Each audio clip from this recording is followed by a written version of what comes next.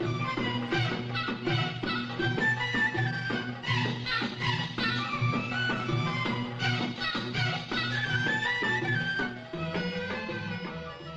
النحاس من الحاجات اللي ترد الروح.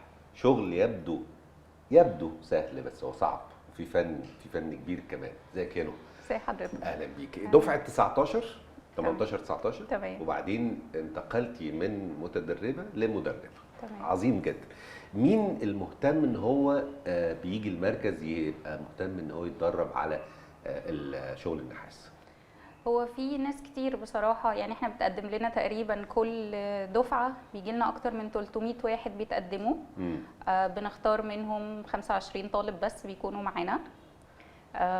شغل النحاس، لا الاول اللي بييجوا 300 ده رقم هايل. 300 واكتر كمان. عندهم الشغف ده بالظبط. طيب بتختاروا بناء على ايه؟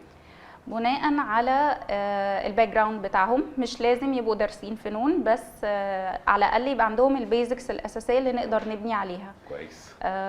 فمثلا ان حد السكيلز بتاعته هي كويسه ينفع يكمل بعد كده، لان هم بيدرسوا مواد تصميم، بيدرسوا 3 مواد تصميم، ماده الرسم الحر والرسم النباتي والرسم الهندسي، فلازم يبقى عندهم بس على الاقل ان ايده تبقى كويسه اقدر بس ايه جزء يعني من الحكايه. لكن بالزبط. والله برافو على ان في 300 بييجوا في هذا المركز اللي في الاخر هو مركز له اسمه، بس المركز جزء حته كده صغيره جدا، فان يجي 300 غاويين ان هم يشتغلوا في حرفه يدويه صعبه زي النحاس ده حاجه كويسه، دي بشره خير.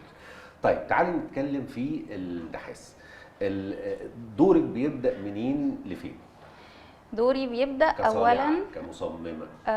كمصمم طبعاً بشتغل على التصميم. أول حاجة بيبقى عندنا نوعين. في حد ممكن يبدأ إنه في باترن معينة أو في حاجة هو شافها في أثر وابتدي تلفت نظره إنه إزاي عايز يحولها لمنتج. ممكن أبقى بعمل ريبليكا أو كوبي من حاجة قديمة، وممكن أبقى باخد الباترن دي أو الزخارف دي وابتدي أوظفها في حاجة جديدة. انا من الشخصيات اللي بحب اخد الباترنز الموجوده في الحاجات التراثيه وابتدي اوظفها في منتجات تنفع لبيوتنا دلوقتي.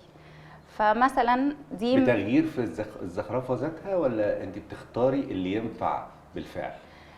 مش يعني هي الزخارف النباتيه والهندسيه الاسلامي ليها قواعد مهمه لازم تبقى ثابته، كلنا بندرسها طبعا طول السنتين اللي بنشتغل فيهم هنا في المدرسه. بس ازاي يعني ممكن اكبر اصغر، بس لازم احافظ على القواعد بتاعتي. انا بشكرك، وان شاء الله نجيلك بقى في معرض يبقى عامله حاجه ان شاء الله. ان شاء الله. والجمال يصنع من الحب ومن الصبر، وكل اللي بيتصنع هنا شبه طبيخ الامهات، له مذاق لانه صنع على نار هاديه وبحب من القلب.